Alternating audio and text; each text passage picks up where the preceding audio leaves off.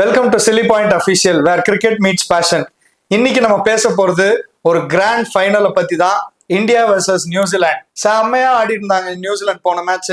So S, எனக்கு ஸ்ட்ரெயிட்டா அப்படியே நான் சின்ன வயசுக்கு போன அந்த 2000ல நடந்தது ஃபைனல் ஞாபகம் இருக்கு அவங்களுக்கு. அதே இந்தியா நியூசிலாந்து அதே மாதிரி வந்திருக்கு, அதே மாதிரி நடந்துற போதும்னு பயமா இருக்கு. பட் இந்த வாட்டியும் நான் ஸ்டாண்ட் ஃபார் இந்தியா. இந்தியா தான் வின் பண்ணணும்னு நினைக்கிறேன். போன வாட்டி நீங்க நியூசிலாந்து வின் பண்ணணும்னு சொன்னீங்கல்ல, நான் இப்பயும் நியூசிலாந்து தான் வைக்கிறேன். இந்த வாட்டியும் அந்த அடி வாங்கினதுக்கு அப்புறமும் ஆமா ஓகே நான் இந்தியா தான்ப்பா, அதை விட்டு நான் போறதா இல்ல. அண்ட் எனக்கு என்னமோ ஃபார்ம் ஆகுமே வந்து எனக்கு தெரிஞ்சு India has been in better ஃபார்ம்னு தோணுது. இல்ல பெட்டர் ஃபார்ம் தான், அதுல எந்த டவுட்டும் கிடையாது. பட் இந்தியாவுக்கு பிளஸ் ரோஹித் சர்மா கேப்டன்சில ஒரு பிரச்சனை என்னன்னா, நல்லா படபடன்னு ஜெயிச்சுனே வருவாங்க. இந்த ஃபைனல் எக்ஸாம்ல போய் ஃபெயில் ஆகிற கதையா அங்க போய் அவுட் ஆயிடுவானுங்கன்றதுனால எனக்கு இந்தியாவுக்கு சப்போர்ட் பண்றது கான்பிடென்டா சொல்றதுக்கு கொஞ்சம் யோசனையா இருக்கு. But again New Zealand is not a bad side.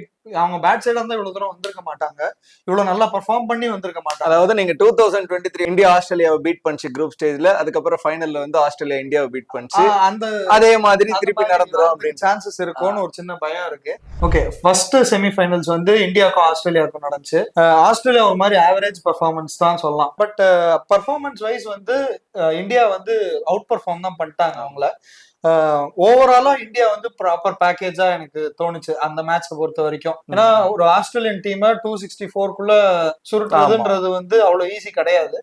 Australia any day during knock outs is dangerous. அதுதான் நம்ம இன்னைக்கு டிஸ்கஸ் பண்ணுவோம். போலர்ஸ் தான் இல்ல, பேட்ஸ்மேன் அதே பேட்ஸ்மேன் தான், அதே டிராவல்ஸ் செட் தான். நம்ம நல்லா போட்டோம், விக்கெட் எடுத்துட்டோம்.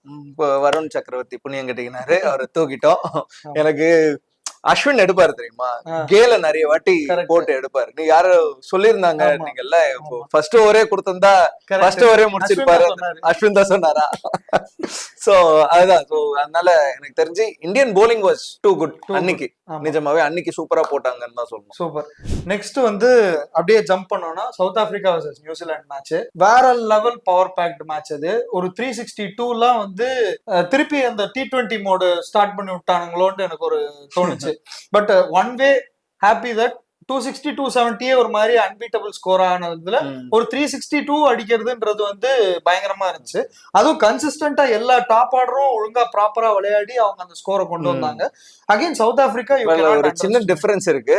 நம்ம ஆடினது துபாய் பிட்ச், அந்த 260 வந்தது. அவங்க ஆடினது பழைய கான்கிரீட் பிட்ச், திருப்பி பாஸ்கெட் பால் கிரவுண்ட். சோ அதனால 360 வந்து நான் ஆக்சுவலி மேட்ச் ஆரம்பிக்கும் போது கெட்டபிளா இருக்குமோ, இவங்களும் ஈடு கொடுத்து அடிப்பாங்களா அப்படின்னு பார்த்தேன். டக்குன்னு திடீர்னு பாக்குறேன் 8 டவுன்ல இருந்தாங்க. நான் ஷாக் ஆயிட்டேன். அப்புறம் நல்லா, ஆனா ஏதோ மில்லர் அடிச்சிட்டாருன்னு நினைக்கிறேன். அதனால ஒரு டீசென்ட் லாஸா இருந்துச்சு. பட் ஆனா செமையா டஃப் பண்ணாங்க. But again New Zealand deserves to be in the finals. ஏன்னா அந்த டாப் 2 டீம்ஸ் வந்து கண்டிப்பா இந்த டோர்னமெண்ட்டை பொறுத்த வரைக்கும் இந்தியா அண்ட் நியூசிலாந்து தான். அது கரெக்டா அவங்க வந்து வந்துட்டாங்க அப்படின்னு தான் சொன்னோம். ஸோ நவ் வந்து ஒரு பயங்கரமான ஃபைனல்ஸ் இந்தியா வர்சஸ் நியூசிலாந்து. அதுதான் எப்படி இருக்க போகுதுன்னு நம்ம பார்க்கணும். இப்போ முக்கியமான மேட்டர் என்னன்னா, இந்த பிளேயிங் 11 யாரெல்லாம் இருப்பாங்க அப்படின்றதுதான். ஓகே, இந்தியா பொறுத்த வரைக்கும் இல்ல எனக்கு தெரிஞ்சு இந்தியா அதேதான் வின்னிங் காம்பினேஷன். அது யாருமே எடுக்கவும் முடியாது, சான்ஸே இல்லை. ஏன்னா இருக்காங்க டேலண்டட் ஆளுங்க எல்லாம் பெஞ்ச்ல இருக்காங்கன்றது ஓகே. பட் எனக்கு இந்த ஸ்குவாட்ல இருந்து யாரையுமே எடுக்க முடியற மாதிரி ப்ரூவ் பண்ண டேலண்ட்ஸ் ஆன ஹர்ஷ்தீப் சிங், ரிஷப் பண்ட் எல்லாமே வெளியே தான் உட்காந்துட்டு இருக்காங்க. ஹர்ஷித் ராணாவுமே இந்த இதுல டீசென்ட்டா தான் போட்டாரு, நல்லா தான் போட்டாரு. ஆக்சுவலி நான் அவரே அந்த மேட்சை டிராப் பண்ண மாட்டாங்கன்னு தான் நினைச்சேன். பட் அதுதான் டிஃபரன்ஸ். வருண் சக்கரவர்த்தி அந்த மேட்ச் தான் கொண்டு வந்தாங்க. கொண்டு வந்த மேட்ச் நியூசிலாண்டோட தான் விக்கெட் எடுத்துட்டாரு, அவர் தான் வின் பண்ணி கொடுத்தாரு. சோ எனக்கு தெரிஞ்சு இதுக்கு மேல ஃபைனல்ல இந்தியா 100% ரிஸ்க் எடுக்க மாட்டாங்கன்னு தான் நினைக்கிறேன். ஓகே, அந்த ஒரு எக்ஸ்ட்ரா பேட்ஸ்மேனோ இல்லனா ஒரு ஆல்ரவுண்டர் கொண்டு வரது இதுக்கு மேல எதுக்கு? ஹர்திக் பாண்டியா வந்து நோண்டிட்டு இருந்தாரு. அவரு ரெஸ்ட் எடுக்கிற மாதிரி ஆச்சுன்னா ஒரு நியூஸே நான் படிக்கலையே. இல்ல நோண்டிட்டு இருந்தாரு, நம்ம பார்த்தது வரைக்கும் நான் சொல்றேன். It is not that he is not going to play, but what if அதுக்காக சொல்றேன். ஏன்னா ஹர்திக் பாண்டியா தான் எக்ஸ்ட்ரா சீம் ஆப்ஷனே. அவர் தான், அவர் போனா ப்ராபப்ளி எக்ஸ்ட்ரா சீமரை தான் கொண்டு வரணும். அப்ப பேட்டிங் டெப்த் குறையும். ஆமா, சோ அவர் நொண்டலன்னு நினைச்சு போமாங்க. எனக்கு பயமா இருக்கு நொன்றதை பார்த்து. நீங்க பாத்தீங்களா? நான் பாக்கமா அந்த பேட்டிங். அப்போ ஒரு அந்த இது சொல்றீங்களா? ஓகே, அதெல்லாம் ஒரு சாம்பியன், அதெல்லாம் அவர் இது பண்ணிடுவாரு, சரி பண்ணிட்டு வந்துருவாரு. ஆமா, டைம் இருக்கு, ஒரு 2-3 நாள் இருக்கு. So it didn't look like a very serious injury. அந்த மாதிரி எனக்கு தெரியல. சோ எனக்கு தெரிஞ்ச ஒரு ஆடுவார்னு தான் நினைக்கிறேன். ஓகே, நியூசிலாந்து பொறுத்த வரைக்கும் என்ன பிரச்சனைனா, நியூசிலாந்துல வந்து லாஸ்ட் மேட்ச் வந்து Matt Henry South Africa versus நியூசிலாந்துல கீழே விழுந்து அவர் கடைசியில அவரோட கோட்டா 10 ஓவர்ஸே போடல.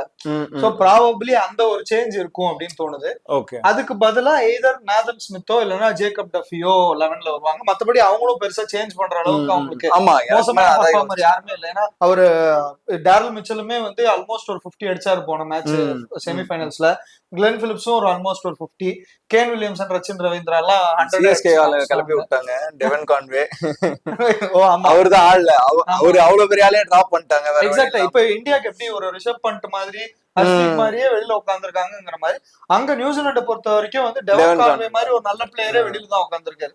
சோ தெரிஞ்சு இவரு மார்க் சாப்மன் ஒரு பெர்ஃபார்மர் தான், அவரும் வெளியில தான் உட்காந்துருக்காரு. சோ எனக்கு தெரிஞ்ச அந்த ப்ராபபிலி அந்த சேஞ்ச் வரலாம். பட் அகைன் ஹர்திக் பாண்டியாக்கு சொன்ன மாதிரி அவருக்கும் அந்த 2-3 days கேப் இருக்கிறதுனால மேபி அவரு வரதுக்கான சான்சஸ் இருக்கு. But I somewhere feel if he is not playing sure ஷாட்டா எனக்கு தெரிஞ்சு நாதன் ஸ்மித், ஜேக்கப் டஃபி அவங்க ஒரு பவுலிங். நேதன் ஸ்மித் தான் நான் நினைக்கிறேன். ஜேக்கப் டஃபி புது கம்ப்ளீட்டா நியூ இல்லையா, இவர் ஆல்ரெடி ஆடி இருக்காரு மேட்ச். அண்ட் மோர் ஓவர் ஒரு பேட்டிங் ஒரு பவுலிங் ஆல்ரவுண்டர் எடுத்தாங்கன்னா ஒரு பேட்டிங் கொஞ்சம் டெப்த் கிடைக்கும் அப்படின்றதுக்காக மேபி நேதன் ஸ்மித் எடுக்கிறதுக்கான சான்சஸ் ஆர் ஹைன்னு எனக்கு தோணுது. மத்தபடி பெருசா சேஞ்சஸ் இருக்காது இந்த 11 ரெண்டுத்துலயுமே பெருசா 11ல சேஞ்சஸ் இருக்காதுன்னு தான் தோணுது. இது ஃபைனல் மேட்ச், ஒரு பயங்கரமான ஃபைனல் மேட்ச். நியூசிலாந்து வந்து ரொம்ப நாள் கழிச்சு ஒரு ஃபைனல்ஸ்க்கு வந்திருக்கிற மேட்ச்னே சொல்லலாம். இதுல வந்து players to look out for அந்த 3 பிளேயர்ஸ் யார்? மெயினா எனக்கு தெரிஞ்சு லாஸ்ட் மேட்சும் அவர் தான் பெர்ஃபார்ம் பண்ணாரு நியூசிலாண்டோட, வருண் சக்கரவர்த்தி. ஓகே, சோ எனக்கு தெரிஞ்சு நியூசிலாந்து வந்து இன்னும் வருண் சக்கரவர்த்தி அவ்வளோ ரீட் பண்ணல அப்படின்னு எனக்கு தோணுது. ஓகே, சோ வருண் சக்கரவர்த்தி. சோ இன்னொரு 5 விக்கெட் ஆல் இருக்கு. அது எனக்கு தெரியாது. அவர் அந்த அளவுக்கு போட்டாருன்னா நமக்கு அவ்வளவு ராசி இருந்துச்சுன்னா எடுப்போம். ஓகே, பட் எனக்கு தெரிஞ்ச அவர் ஒரு நல்ல போலிங் பர்ஃபார்மன்ஸ் கொடுப்பாரு அப்படின்னு தான் நான் நம்புறேன். ஓகே, சோ வருண் சக்கரவர்த்தி and Hardik Pandya. Okay, also because எனக்கு அவர்கிட்ட இருந்து ஒரு ஆல்ரவுண்ட் பர்ஃபார்மன்ஸ் தான் எதிர்பார்க்கிறேன். ஆமா, சோ ஏன்னா இந்தியாவுக்கு வேற போட்டுறாரு, அதுவும் போட்டுருவாரு மோஸ்ட்லி அப்படின்னு தான் எனக்கு தோணுது. சோ ஹர்திக் பாண்டியா சொல்லுவேன். பிகாஸ் இன்னொன்னு ஃபைனல் கிரன்ச் கேம்ன்றதுனால நமக்கு அந்த டாப் ஆர்டர் கொலாப்ஸ்னு ஒண்ணு இருக்கும் பாத்தீங்களா நமக்கு. ஸோ அந்த மாதிரி ஒரு விஷயம் நடந்தா பாண்டியாக்கும், ஃபார் எக்ஸாம்பிள் பாண்டியா ஒரு அக்ஷர் பட்டேல் ஒரு நல்ல நாக்கு கொடுக்கறதுக்கான வாய்ப்பு இருக்கு. ஸோ என்னோட பர்சனல் இது வந்து பாண்டியா தான். மூணாவது அண்ட் மூணாவது நியூசிலாண்ட்ஸ் ரச்சின் ரவீந்திரா. எனக்கு போன மேட்ச் நம்ம அவர்கிட்ட இருந்து தப்பிச்சிட்டோம். சவுத் ஆப்பிரிக்கா மாட்டினாங்க, இந்தியாவுக்கு விரிச்ச வலையில சவுத் ஆப்பிரிக்கா வந்துட்டாங்க. சோ அவருமே வந்து அவர் பெர்ஃபார்ம் பண்ணிட்டா நம்ம காலி. அவரு ஒரு 100லாம் துபாய் வேற இது. சோ அவரு 100 அடிச்சிட்டாருன்னா நம்ம ரொம்ப கஷ்டம். ஃபைனல்ன்றதுனாலதான் எனக்கு நிறைய விஷயத்துல பயமா இருக்கு. ஏன்னா இந்தியா எப்பவுமே கொஞ்சம் ஃபைனல்னா கொஞ்சம் பெர்ஃபார்மன்ஸ் குறையும்னு சொல்ல முடியாது, ஒரு சின்னதா பயந்துருவாங்களோ அப்படின்னு எனக்கு ஒரு டவுட். சோ அதனால மெயினா ரச்சின் ரவீந்திரா அடிச்சா இந்தியா போயிடுமோ அப்படின்றதுதான் என்னோட பெரிய பயமே. ஓகே, இது என்னோட 3 பேர் யாருன்னா வந்து ஆஸ் யூஷுவல் நான் வந்து பழைய குதிரை மேலதான் ஃபர்ஸ்ட் கேன் வில்லியம்சன். அவரு ப்ரூவ் பண்ணி வேற காமிச்சிட்டு இருக்காரு. அவரு என்னைக்குமே வந்து யூ கேன் டிபெண்ட் ஆன் ஒரு ஹைலி டிபெண்டபிளான ஒரு cricketer for the past 15 years. எனக்கு தெரிஞ்சு செம டிபெண்டபிளான ஒரு கிரிக்கெட்டர். அவருக்கு வந்து இந்த ரச்சின் ரவீந்திரா மாதிரி பர்ஃபார்ம் பண்ணிட்டா பயம் அப்படின்ற சிச்சுவேஷன்லாம் இல்ல, நான் பண்ணிடுவேன் அப்படின்ற மாதிரியான ஒரு பிளேயர். ஸோ தைரியமா வந்து அவர் மேல நான் வந்து பிலீவ் பண்ணலாம்.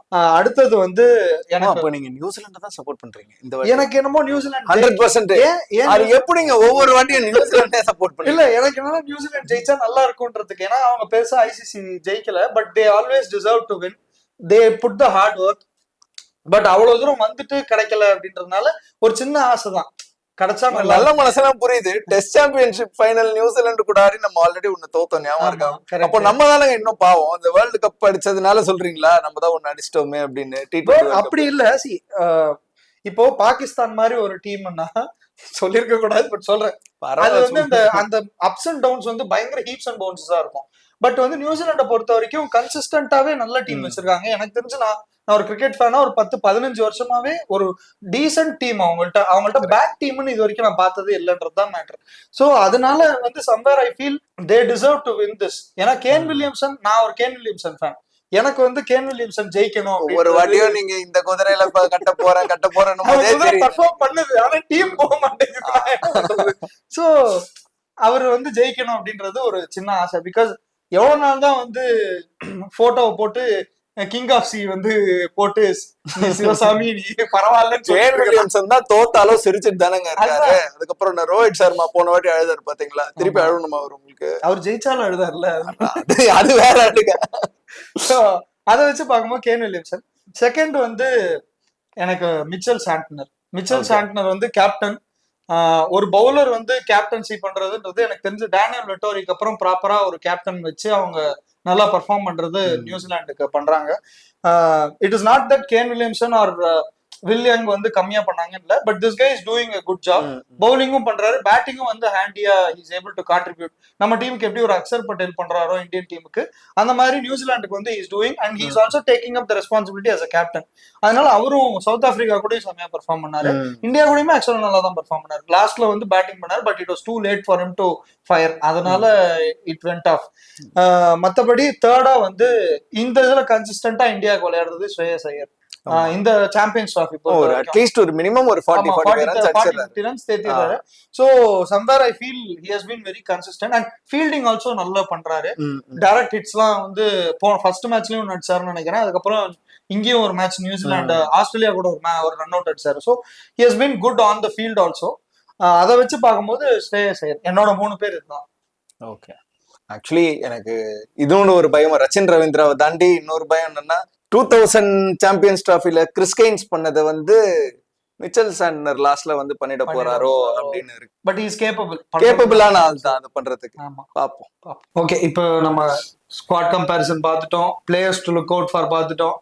யார் ஜெயிப்பாங்க ஃபைனல்ஸ்? யார் சாம்பியன்ஸ் டிராஃபியோட சாம்பியன்? இந்தியா தான் 100%. Heart says India, brain says India. எல்லா விதத்திலயும் எனக்கு இந்தியா தான் வின் பண்ணணும்னு தோணுது. நியூசிலாந்து சப்போர்ட் இருக்கு, அதெல்லாம் புரியாது. இந்தியன் சப்போர்ட் தான் தெரியும்.